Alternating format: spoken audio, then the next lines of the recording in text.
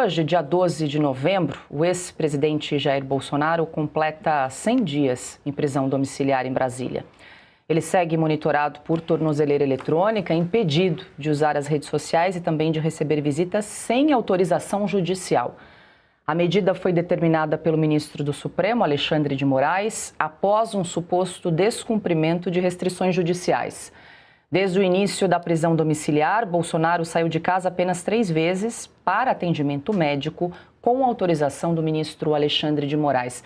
Piotr, eu confesso que não acompanhei a sabatina por inteiro, foram quase 6 horas, mas eu não sei se algum senador questionou o PGR Paulo Gonet por que ele não incluiu Bolsonaro na denúncia, se ele está em prisão domiciliar por conta do inquérito envolvendo também Eduardo Bolsonaro e Paulo Figueiredo. Não sei se foi questionado a respeito disso, porque é muito curioso. Mas ele podia dizer por que então ele mantém preso se eu não ofereci denúncia Exato. relativa a esse caso. Ele está afrontando, ele está criando uma acusação que não existiu para manter preso o ex-presidente Jair Bolsonaro, que o próprio PGR, apesar de todo esse, digamos, currículo exposto pelas perguntas dos senadores de oposição, não fez essa denúncia, ele excluiu o ex-presidente Jair Bolsonaro. A prisão, sempre bom a gente lembrar, né, Paula, você mencionou, mas nunca é demais repetir. Esta prisão domiciliar do ex-presidente Jair Bolsonaro não tem nada a ver com a trama golpista e a condenação pela trama golpista, a suposta trama golpista. Isto é justamente por essa denúncia que o próprio PGR excluiu o presidente Jair Bolsonaro. Nada disso, digamos, mexeu dentro da análise do ministro Alexandre de Moraes. Isso não o convenceu. Não tem pé nem cabeça, eu sei, ninguém consegue uma explicação plausível, juridicamente plausível, minimamente plausível, nada, não existe nada disso. Mas isso tudo continua e avança. E vozes de juristas que deveriam, nesse momento, fazer uma denúncia, não fazem. Essas pessoas não se manifestam. A Ordem dos Advogados do Brasil mancha todo dia a história que ela construiu. E talvez não recupere mais. E isso continua. Eu sei que isso te surpreende a mim, surpreende a todos nós aqui. E continua. O arbítrio, o abuso continuam e vão. Essa é a realidade do Supremo Tribunal Federal. Melhor, que o Supremo Tribunal Federal impôs ao Brasil, porque não é a realidade do Brasil dos brasileiros. Esse Brasil dos brasileiros não aceitaria isso não, como não aceita. Ana, vale lembrar que a condenação do ex-presidente Jair Bolsonaro ainda não transitou em julgado, tem recursos pendentes até aí a próxima sexta-feira, dia 14, quando deve, então, abrir-se novos prazos para apresentação ali dos embargos. A gente vai acompanhar, mas o caso ainda não transitou em julgado, né? Não tem a condenação definitiva no caso do ex-presidente. Mas já são páginas marcadas, não é, Paula? A gente já sabe o que já está escrito, eles estão apenas respeitando, dando o ar de respeito ao tempo dos embargos de recursos, mas a gente sabe muito bem o que o Alexandre de Moraes quer. E é triste, Paula, porque nós deveríamos estar falando disso, né? A gente abre as redes sociais, às vezes discussões completamente inúteis sobre outras pautas que podem até ser pertinentes, mas que não deveriam ser prioridades. A prioridade hoje é mostrar que o presidente Bolsonaro está completando 100 dias em prisão domiciliar por um processo, como você disse, denúncia que não foi aceita, com o nome dele, ele está sem voz, sem redes sociais, sem poder dar entrevistas, o projeto da anistia que teve aquele boom, né, do apoio da sociedade, do apoio à própria eleição do Hugo Motta. Agora poucas pessoas falam, tentou empurrar o projeto da dosimetria, conseguimos fazer pressão, ele também esfriou, e agora é uma cortina de fumaça em cima da outra, em cima da outra. Enquanto isso, o maior líder da direita no Brasil continua preso em casa, com uma tornozeleira eletrônica, sem voz, sem poder falar com a população, que são milhões. Estamos falando de milhões de eleitores do presidente Bolsonaro. Não é do candidato A, do possível candidato B, do possível candidato C.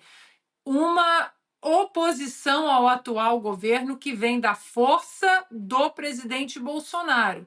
E é por isso que essa perseguição ela segue implacável, não deixando que o presidente sequer se comunique através das redes sociais, e se alguém posta alguma coisa do presidente, essa pessoa, esse terceiro também é perseguido. Então, é preciso voltar, né? Nós precisamos voltar a colocar as prioridades onde elas devem estar, lá em cima no topo da lista.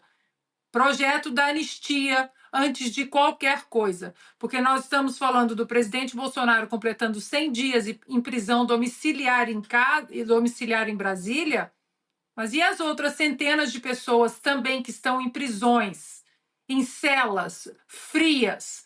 O Silvio sempre fala ali a historinha do relógio parado de uma esposa, se eu não me engano, ou o marido de alguém que foi preso e que ela tirou a pilha ali no relógio, no dia 8 de janeiro, porque a vida parou. A vida para essas pessoas está parada. E muitas vidas dentro de uma cela. Augusto, a Ana estava falando, né? Jair Bolsonaro segue preso, calado. A revista Oeste, inclusive, fez uma solicitação ao ministro Alexandre de Moraes pedindo uma visita ao ex-presidente. Ainda não foi deferida, a gente tem de aguardar o que o ministro vai definir em relação à nossa solicitação, mas eu li recentemente que o Sebastião Coelho, desembargador aposentado, pediu ao ministro Alexandre de Moraes também para realizar uma visita a Jair Bolsonaro, mas até agora não teve o pedido atendido. Várias pessoas passaram na frente, mas o do Sebastião Coelho ficou travado aí na gaveta do ministro Moraes. Bom, Paulo, eu fico imaginando como é que é o dia do Alexandre de Moraes. Ele tem de decidir simultaneamente o que fazer com a invasão dos Morros do Rio pela operação policial nos Morros dos Rios, examinar se chegou o dia de tirar a tornozeleira eletrônica do Felipe Martins. Ele tem que decidir se condena mais um do 8 de janeiro. Ele tem que decidir os processos do Supremo. Imagina, ele deve ter processo ali do século passado, para julgar. Ele agora também precisa conversar com o governador, ele tem de interferir em tudo. Como é que ele vai, quando é que ele vai examinar os pedidos para que haja conversas do Bolsonaro com quem pediu? O Lula conversava, dava entrevistas para jornalistas sabujos, companheiros de quadrilha, ex-assessores, que também são casos de polícia. Janja, ele encontrava toda hora. Disse que lia os clássicos russos, o que mostra que ele aprendeu a ler na cadeia. Isso é o lado bom. Ele tinha todas as regalias, ele não sabe o que é uma grade, o Lula. E foi condenado por 9 juízes. O Bolsonaro, o caso dele ainda não transitou em julgado, imagino. Sim. É isso? Sim. Segundo o Supremo, ninguém pode ser considerado culpado antes que transite em julgado a sentença penal condenatória. É isso aí, é a ditadura do Supremo. O Alexandre de Moraes tem tanto processo, tanto caso para examinar, que ele não lida com nenhum. Quando ele lida, ele não leu, não sabe do que se trata, ou sabe e tem interesse nisso e comete mais um abuso que um dia será anulado.